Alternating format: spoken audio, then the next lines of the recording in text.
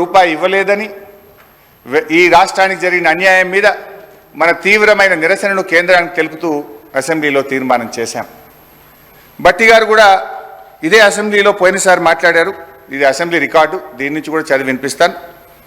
అయితే బడ్జెట్లో ఏం పెట్టారు భట్టి గారు?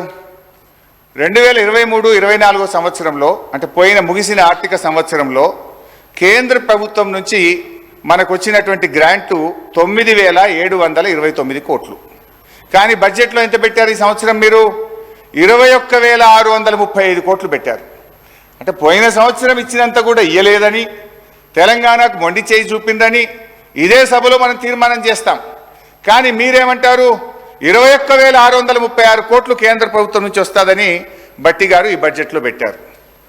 గౌరవనీయులైన భట్టి విక్రమార్క గారు పోయినసారి అసెంబ్లీలో మాట్లాడుతూ ఏమన్నారో ఒక్కసారి చదివి వినిపిస్తాను అధ్యక్ష. మన రాష్ట్రం పేజ్ నంబర్ 19 పారాగ్రాఫ్ 1.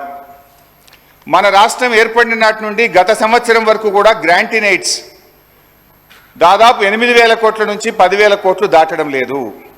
ప్రతి సంవత్సరం గ్రాంటినైట్స్ మనం ఆశిస్తున్నాం కానీ కేంద్రం నుంచి ఏమీ రావడం లేదని చెప్తూ ఉన్నారు. ఇది వారికి తెలిసిందే అని నన్ను ఉద్దేశించి వారు మాట్లాడారు. మరి మీకు తెలిసిందే కదా, ఇప్పుడు మీకు తెలిసిందే కదా, మరి నువ్వెట్లా పెట్టినావు 21,000 కోట్ల రూపాయలు? అంటే ఈ బడ్జెట్ అవాస్తవాలతో కూడుకున్నటువంటిది. 21,636 కోట్లు కేంద్రం నుంచి గ్రాంట్ల రూపంలో వస్తుందని ఏదైతే పెట్టారో ఇది వాస్తవాలకు దూరంగా ఉంది.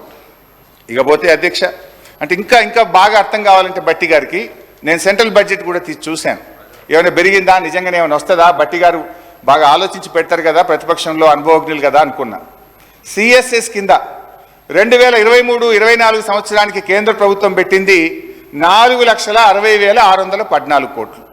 ఈ సంవత్సరం సిఎస్ఎస్ కింద సెంట్రల్లీ స్పాన్సర్డ్ స్కీమ్స్ కింద రాష్ట్రాలకు ఇచ్చే డబ్బు ఈ సంవత్సరం ఎంత పెట్టారు అని చూశాను.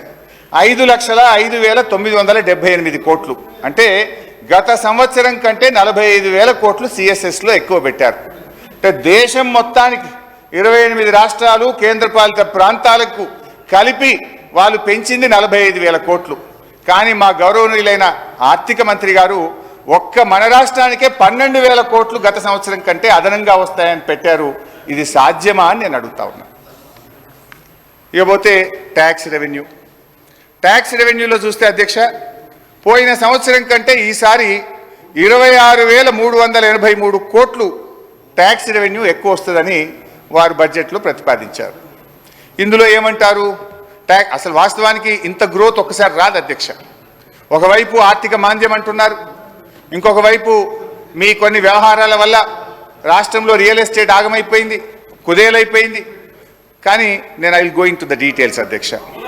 స్టాంప్స్ అండ్ చెప్తాను భాయ్ సాబ్, యూ షుడ్ హ్యావ్ పేషెన్స్ భాయ్ సాబ్. నేను 2 గంటలు అప్పులు చెప్తా, ఆస్తులు చెప్తా, నీ లిక్కర్ చెప్తా, నీ కథ అంతా చెప్తా, జర్ర ఒప్పుకోవచ్చు.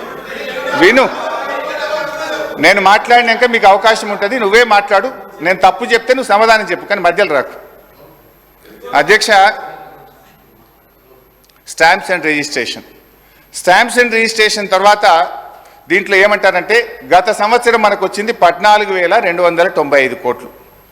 ఈ సంవత్సరం స్టాంప్స్ అండ్ రిజిస్ట్రేషన్ ద్వారా 18,228 కోట్లు ఆదాయం వస్తుందని బడ్జెట్లో భట్టి గారు ప్రతిపాదించారు. ఎట్లా వస్తుంది? దాదాపు 4,000 కోట్లు స్టాంప్స్ అండ్ రిజిస్ట్రేషన్ ద్వారా అదనపు ఆదాయం రాష్ట్రానికి వస్తుంది, దాన్ని మేము ఖర్చు పెడతాము అన్నారు.